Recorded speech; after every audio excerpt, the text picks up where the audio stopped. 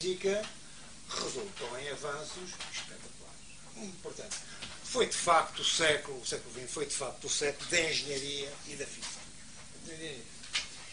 Agora também uma notinha pessoal. Quando, nos anos 60, não é? Tive que fazer a opção do que é que queria seguir em termos de carreira, não é? Pronto, aconteceu a todos nós. Naquela altura só havia 3 cursos universitários, mas assim na minha cabeça era assim, só havia 3 cursos universitários verdadeiramente com estatuto, não é? Que era medicina, direito e engenharia. Portanto, o resto eram aproximações.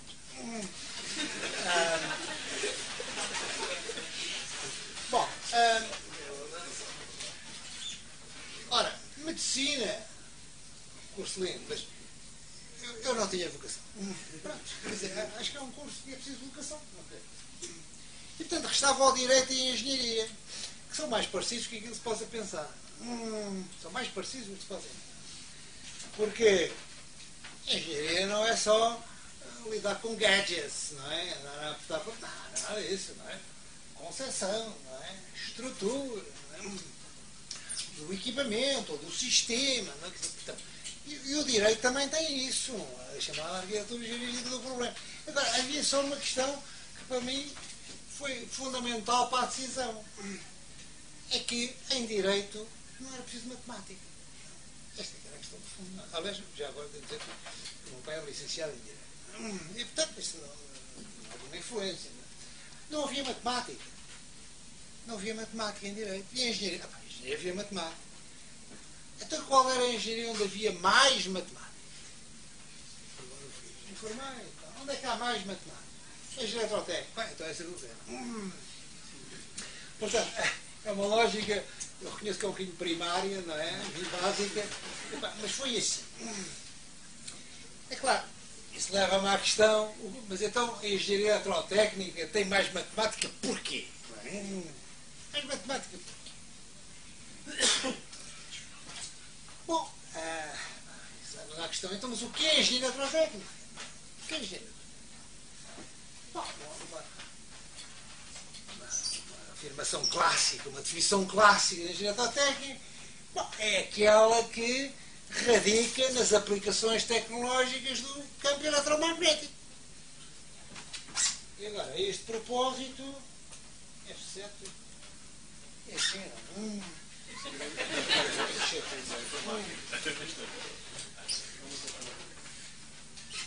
progresso alto, pá. Não há aqui um engenheiro, não há aqui era isto que eu queria mostrar. Ora bem, progresso técnico. Isto radica no campo eletromagnético. Estão a ver estas equações, não é? Bem, se houver aqui alunos de anos muito básicos, aquilo tem provavelmente ainda não. Mas estas 4 equações que estão aqui, a rotacional da H, bom, não vou para os meus colegas chega a ser ofensivo, não é? Sinal H, sinal D, divergência. Bem, este senhor, o James Maxwell, que viveu de 1831 a 1879, eu diria que é o pai fundador da nossa arte, não é? Da nossa arte. Este é o pai fundador. É extraordinário como é que estas equações, as coisas, esta a tal matemática, não é? Como é que estas equações deram lugar a isto. Tem uma coisa a ver? Mas isto é uma coisa a ver, não é? Isto tem uma coisa a ver com isso. Não vejo qualquer relação aparente, não é? Ou com isto, não tem nada a ver. Mas tem a ver. Mas tem a ver. Embora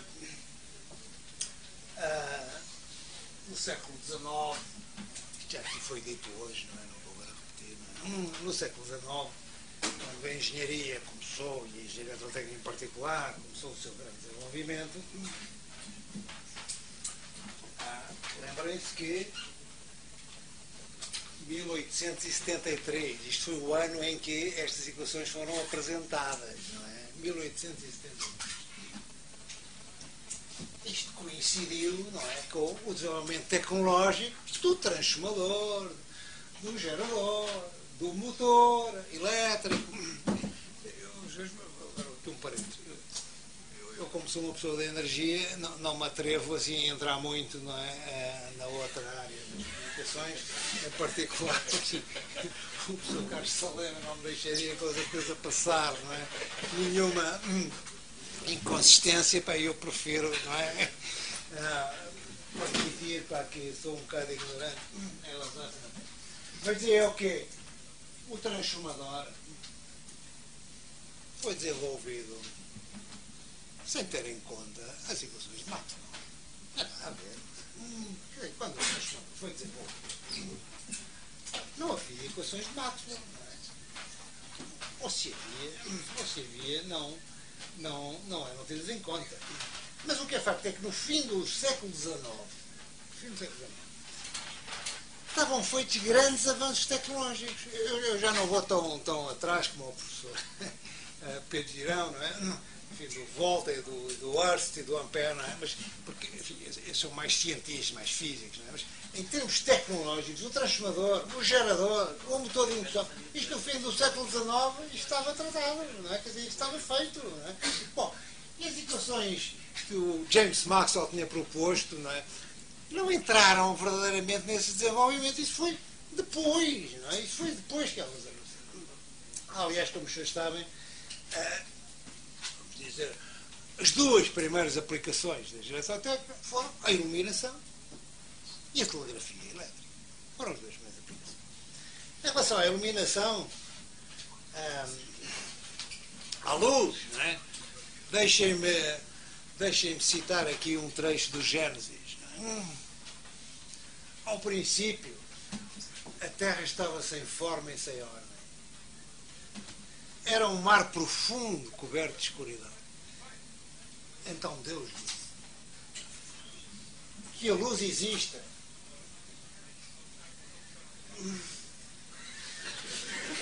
E a luz começou a existir. E Deus achou que a luz era uma coisa boa e separou-a da escuridão. E à luz chamou dia e à escuridão chamou noite. Bom,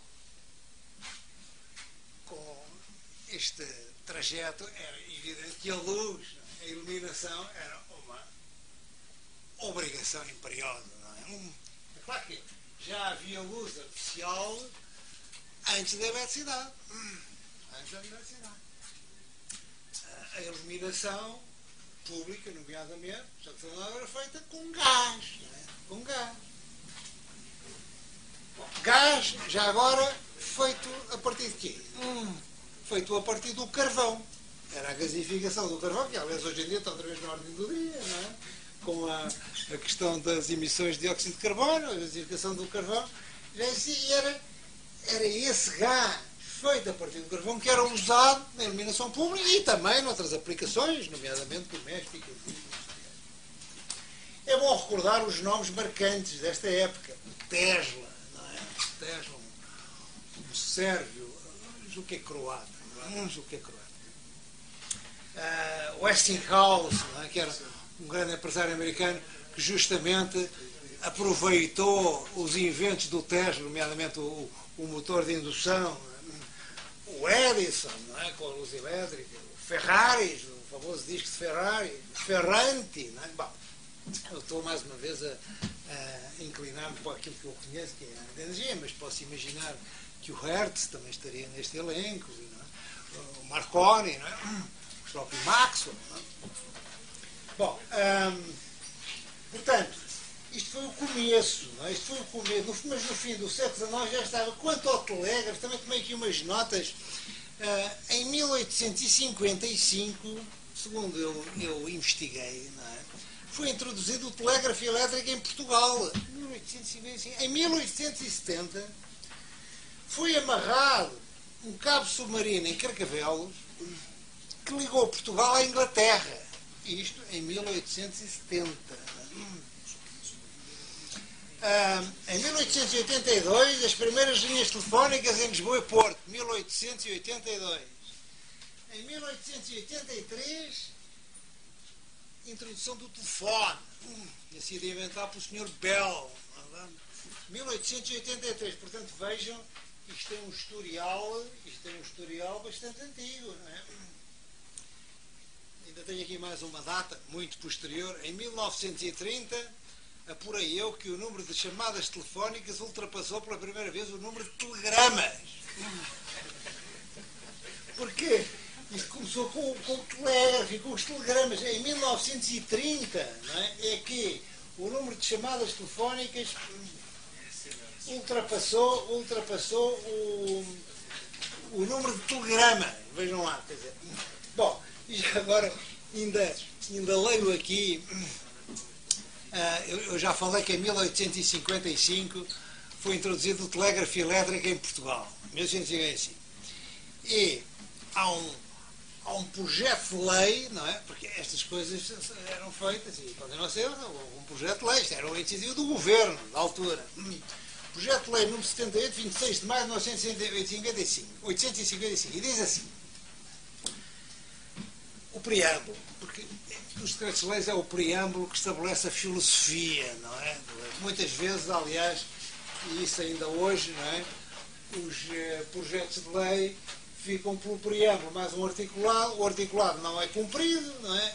Mas fica o preâmbulo, digamos, como enquadramento e como filosofia. Então, isto quer dizer assim: a invenção e construção dos telégrafos elétricos é um dos factos que mais caracteriza os progressos da civilização moderna. Vejam lá. Por meio deste instrumento maravilhoso, não é? Que o gênio da ciência, cá está a referência à ciência, que o gênio da ciência e das artes, das artes, a arte é a engenharia, não é? Artes técnica. O que é tecnologia técnica? Técnica em grego quer dizer arte, não é? Quer dizer, portanto, o engenheiro é o sucessor do artista, não é? Era capaz de com as mãos fazer alguma coisa, não é? Não. Por meio destes instrumentos das artes, colocou nas mãos da sociedade os indivíduos, os povos, as nações, puderam estabelecer entre si todas as relações de ordem moral, política e económica. Olha que isto não está mal observado, não é? Não está mal observado. Prescindido, e agora este término, prescindido quase do tempo na transmissão do pensamento que as gera e as fecunda, estas ideias, estas interações. Portanto, há aqui um texto que eu considero lindíssimo, devo dizer, muito bem escrito. Bom, mas isto na transição do século XIX para o século XX, as atitudes mentais predominantes na sociedade portuguesa não eram as mais propícias ao desenvolvimento da tecnologia emergente naquela época. Temos que reconhecer isto. Também já aqui foi dito que o progresso tem sido enorme. Mas, por exemplo, em 1909, um sociólogo francês, Léon Poinsart, escreveu, fez uma visita a Portugal e escreveu um texto, não é, onde dizia: afastados do trabalho e dos empreendimentos, perderam os portugueses das classes superiores a compreensão do prático e do útil. E que tal esta? Vou repetir, não é? Vou repetir. Afastados do trabalho e dos empreendimentos. Os empreendimentos é o chamado mãos à obra, não é? Perderam os portugueses das classes superiores a compreensão do prático e do útil. Já vou continuar a leitura, mas ocorre-me uma coisa que o meu avô, que era militar, me dizia, é que no regulamento militar que ele ainda tinha conhecido, estamos a falar de uma pessoa que nasceu no século XIX, não é? Estamos a falar na transição do XIX para o XX, que era um regulamento cujo autor era um famoso militar alemão chamado Conde Lippe, não é? Que dizia que tinha sido contratado para reestruturar o exército português na sequência da Guerra Peninsular, não é? Com o Napoleão, que tinha ficado completamente desfeito. Então dizia-me ele que nesse regulamento, a dada altura, afirmava-se que o sargento devia saber ler porque o oficial podia ser fidalgo. Lindo, não é? Lindo. Isto joga, do meu avô, isto joga com o que está aqui escrito. Os portugueses das classes superiores, fidalgos, não é? Perderam a compreensão do prático e do útil. Não é? E mais, e continua. O Ponsarri diz: a observação rigorosa, paciente e chã. Observação rigorosa. Não a pode compreender quem procurou as carreiras intelectuais ou mesmo a ociosidade completa. Olhem que já lá vão 100 anos, não é? Mas é bom ainda meditarmos sobre isto, não é? É bom meditarmos sobre isto, não é? Quem procura as carreiras intelectuais, eu cá tenho um grande crânio, não é? Agora, trabalhar não pode ser. Proveio, agora o último parágrafo, proveio daí uma tendência natural e uma preferência espontânea pela exposição teórica e fácil dos livros. Que tal? Alguém se reconhece nisto? Bastantes para assuntos, portanto, a teórica fácil dos livros, bastantes para assuntos de subtis discussões ou dissertações eloquentes e engenhosas. Não é? Bom, a prática dos livros. Na mesma época, também transcrevo aqui mais uma afirmação, esta tem a ver com a área da energia, do Ramalho Ortigão, famoso escritor, porque naquela altura, e mesmo muitos anos depois, até os anos 40, 50, já vou falando do Ferreira Dias sobre esse assunto, a questão da industrialização do país, mas quer dizer, a tese que era prevalecente, Portugal era um país agrícola, não é? E, portanto, não tinha condições de fazer indústria. E então, comenta o Ramalho Ortigão, que enquanto permanecer como axioma no espírito dos nossos sábios oficiais, que em Portugal não pode haver indústria, porque não há carvão. Não pode haver indústria, porque não há carvão. O que é um erro grosseiro, diz ele, num país onde, por enquanto, estão ainda quase inteiramente desaproveitados para o trabalho fabril os grandes motores naturais, como a corrente das marés, o vento, o calor solar e os rios, ou seja, as renováveis. Isto no século XIX, não é? Vejam lá como a história se repete, não é? Como a história se repete. Em 1870, já agora dá aqui mais umas datas, em 1870 foi iniciada a publicação da Revista das Obras Públicas e Minas. Revista das Obras Públicas e Minas. Isto pela Associação dos Engenheiros Civis, já aqui foi falado pelo professor Girão, que esta designação de engenheiro civil quer dizer engenheiro não militar, não é? Porque a engenharia nasceu na guerra, não é? A engenharia nasceu na guerra. Bom, e depois passou para o setor civil, e por aí chamam engenheiros civis. Em 1878, agora tomem nota desta data, em 1878 ensaiou-se a luz elétrica em Lisboa. Reparem que acabou por ser depois do primeiro telégrafo, do Cadalcado Submarino. Em Lisboa, no Chiado e em Cascais, com candeeiros de arco. E em 1897, na dita Revista das Obras Públicas, que eu já mencionei, há um artigo extensíssimo, tive a oportunidade de ler, de 47 páginas, assinado por um senhor chamado Cabral de Moraes, que se chama A Luz Elétrica em Vila Real.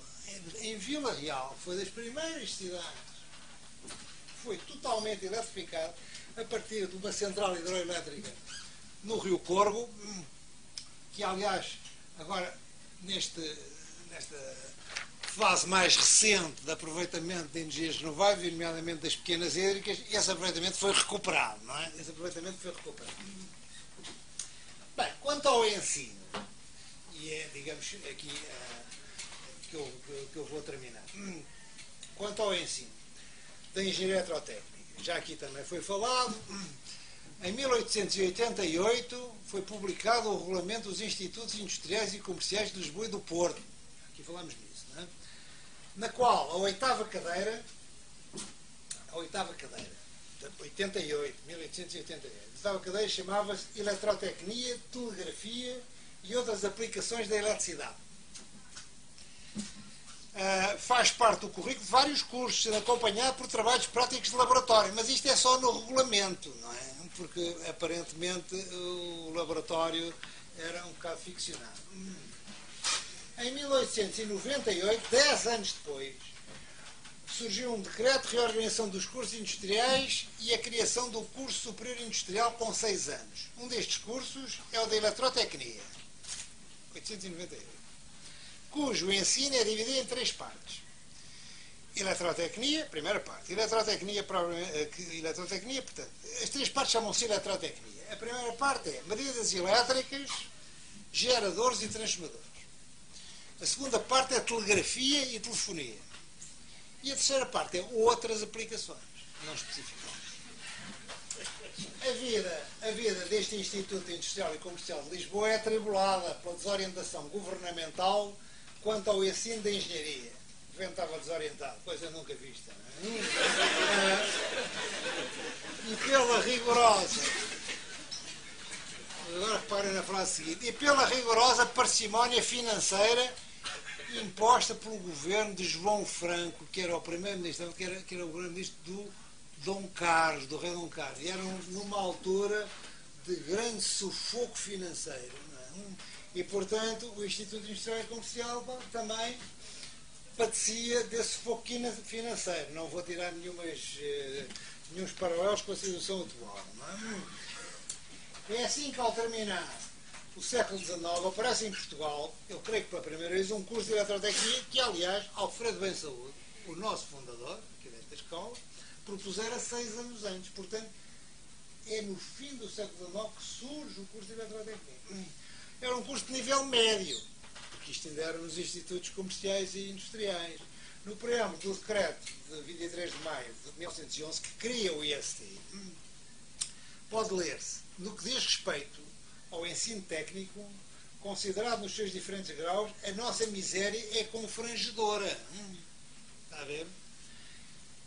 A despeito da multiplicidade de institutos em que tal ensino se faz, não obstante a farfalhice dos programas respectivos. Quer dizer, portanto, muita conversa de programa, não é? Mas depois espremido no terreno, a coisa era fracota, não é? Fracota para não dizer fraquíssima. Não seria com a formação dada pelas 3 partes da cadeia da eletrotecnia que os técnicos portugueses poderiam realizar as tarefas de eletrificação, a qual, durante longos anos, foi quase totalmente dependente de tecnologia estrangeira. Agora, uma figura de referência nesta questão da eletrificação, eu já agora aproveito para referir que a Academia das Ciências norte-americana, para aí há uns 2 ou 3 anos, elegeu a eletrificação como sendo o grande feito tecnológico do século XX. O grande feito tecnológico, a grande proeza tecnológica foi a eletrificação. Mas dizer que uma figura de referência aqui entre nós foi o professor Ferreira Dias. O professor José Ferreira Dias Júnior, que eu julgo que... aqui vamos passar. Isto já lá vou antes. O professor Ferreira Dias, que faleceu no ano em que eu me formei, 1966. O professor Ferreira Dias foi uma figura de enorme relevância no setor elétrico nacional. Ele, aliás, até mais do que o setor elétrico, foi uma figura na industrialização do país, porque lá estava a tal teoria de que Portugal era um país agrícola. Ele foi secretário de Estado de Comércio e Indústria, diretor dos serviços elétricos, presidente da Junta de Eletrificação Nacional, ministro da Economia, presidente da Companhia Nacional de Eletricidade, também professor do técnico, desde 1928. Ele, numa altura, fez publicar, quando era secretário, aliás, na altura não era subsecretário de Estado de Comércio e Indústria, uma lei, que era a Lei 2002, da Eletrificação Nacional, em dezembro de 1944, que foi o grande marco que deu início ao programa de construção das grandes centrais hidroelétricas no país. Foram a base do sistema elétrico durante várias décadas. Ainda hoje produzem energia renovável, barata e ambientalmente limpa.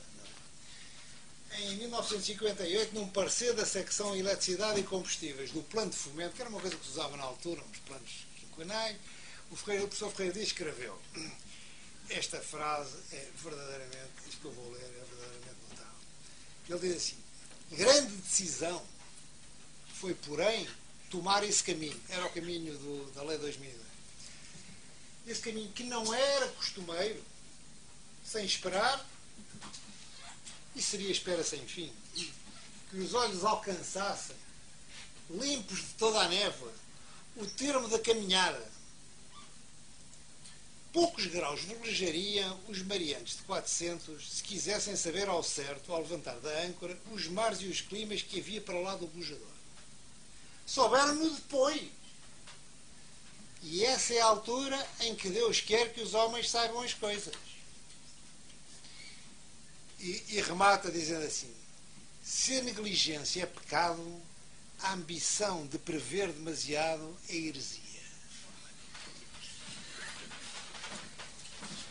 Era um engenheiro. O professor Ferreira Dias era um engenheiro. Não sei se estão a ver a lógica. Não, eu estou a falar, posso ver. Estou a ver a lógica aqui. Quer dizer, há que prever o futuro, sem dúvida. Mas não haja ilusões que é possível prever o futuro a longo prazo. A única coisa certa nessas previsões a longo prazo é que não vão ser cumpridas. É a única coisa certa. Não é? E, portanto, ele diz aqui: mal iriam os mariantes de 400 se quisessem saber, ao levantar da âncora, não é, os mares que havia depois do bujador. Não é? Eles souberam depois. Não é? Souberam depois. E essa é que é a altura certa. Não é? Essa é que é a altura certa. E remata com esta frase notável: se a negligência é pecado, a ambição de prever demasiado é heresia.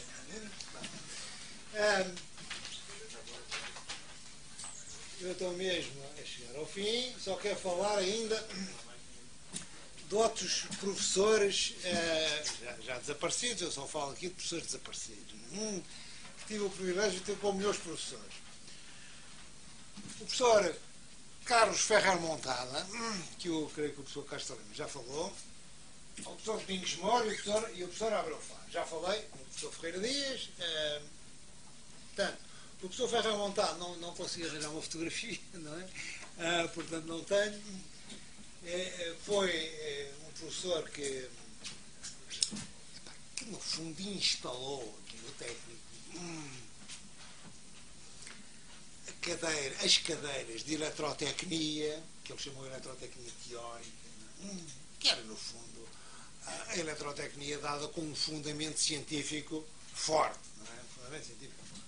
E as medidas elétricas.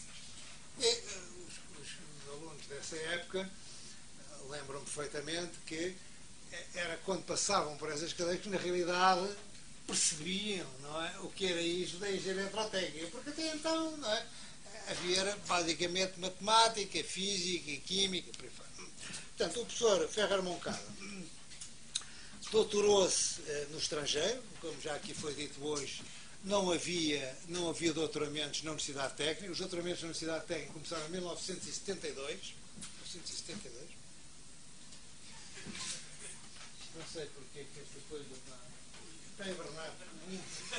Eu ainda tinha aqui mais uma fotografia.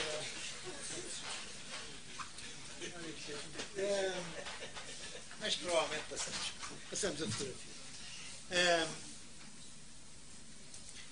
O professor Ferrer Moncada, portanto, ele doutorou-se no estrangeiro, em Zurique, em alemão, com uma tese que é, eu tenho aqui até o nome em alemão, mas não vou traduzir para português, que é a autoexcitação da máquina assíncrona, de Selbsterregung. Queria falar também, tinha aqui uma fotografia lindíssima do professor Abreu Faro, que foi o grande impulsionador das telecomunicações aqui no Instituto. As na altura eram conhecidas pelas correntes fracas, a energia era as correntes fortes, não é? Isto não tinha nada a ver com a estrutura física dos engenheiros. Eram as correntes em si, não é? Bom, e era o professor Domingos Moura, que eu já citei logo no princípio, não é? Que eu considero que foi o meu mentor, também era uma pessoa de grande estatuto, de grande competência e de grande inteligência. Bom, este percurso foi muito rápido, mas eu vou terminar mesmo, não é? É claro que não vou até tento falar do futuro, mas também já perceberam que eu não tinha assim muito para dizer sobre o futuro, não é? Mas eu agora vou citar o Padre António Vieira, que é outro dos autores, que eu tenho enorme admiração. E, portanto, eu peço perdão, mas terei de ser omisso. Isto a propósito do futuro, não é? Eu peço perdão, mas terei de ser omisso. Pecado este, que dizia Padre António Vieira, é o mais perigoso. O mais perigoso é o ser omisso, não é? Portanto, falar de uma coisa, não é? Mas depois ser omisso. Isto é um bocado muito perigoso. Ele dizia também, o Padre António Vieira, que as coisas velhas são do tempo, as novas do merecimento. Porquê? Porque as velhas são alheias e as novas são nossas. Meditem bem, isto tem muito a ver com aquilo que hoje chamamos a inovação, não é? Com a inovação. Não é? As coisas novas é que são nossas, são aquelas que nós inventamos. E isso é que é inovar, e é isso que nós temos aqui que fazer, não é? Nós engenheiros, aliás, já que não está o professor Marcelo Grilo, mas eu acho que é de reter uma coisa muito importante que ele disse, temos que desenvolver o espírito empreendedor, o que não quer dizer que todos aqueles que têm o espírito empreendedor vão fazer empresas, porque eles podem ter espírito empreendedor e trabalhar em empresas já existentes, não é? Portanto, existe muitas vezes esta ideia errada que ser empreendedor é obrigatoriamente fazer uma empresa. Não tem que ser. Não tem que ser. Bom, nós temos é que fazer mais empresas que produzam mais bens transacionáveis, que aqui agora é uma expressão que está na moda, não é? Bens transacionáveis são aqueles que se vendem, transacionáveis quer dizer que alguém quer comprar, não é? Portanto, é preciso indústria. E eu termino glosando mais uma vez Ferreira Dias.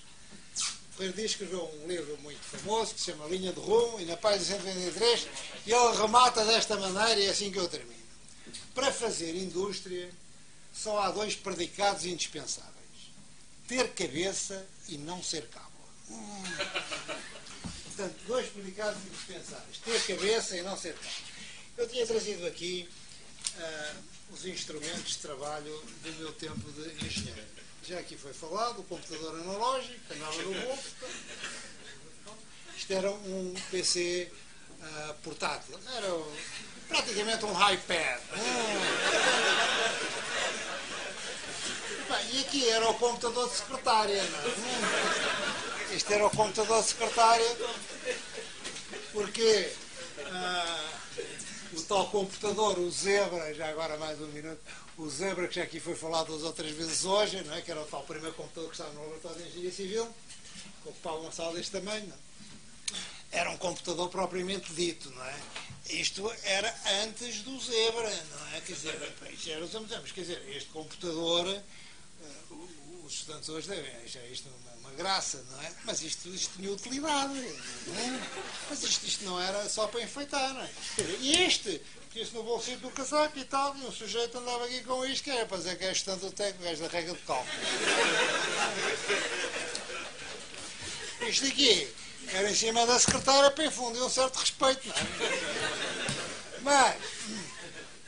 Mas aqui no técnico, o primeiro computador que houve, já agora, porque isso é que não foi falado, era um computador chamado IBM 1620, que foi trazido para aqui pelo professor Delgado Domingos, professor de Engenharia Mecânica. E um belo dia, eu já era aqui assistente, o professor Carlos Salema veio ter comigo e disse: há aí um computador, não é? Olá, há aí um computador, mas onde é que está essa coisa? Opa, está ali na mecânica escondida, é preciso não sei o quê. Então, lá fui eu com o Carlos Salema a trabalhar com o dito computador IBM 1620, que já trabalhava com cartões, não era com aquela malvada de fita perfurada, não é? Que isso é que era mesmo